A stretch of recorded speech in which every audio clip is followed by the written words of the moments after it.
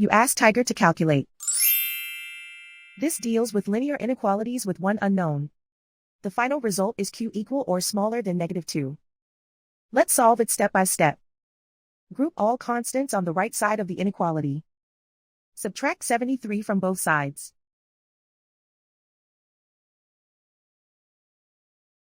Simplify the arithmetic.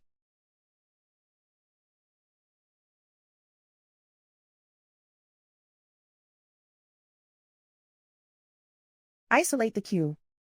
Divide both sides by 5.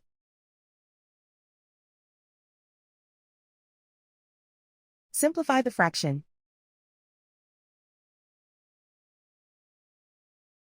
Find the greatest common factor of the numerator and denominator.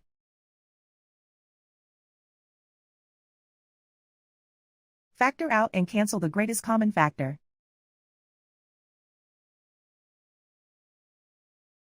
Plot the solution on a coordinate grid. And so the final result is q equal or smaller than -2.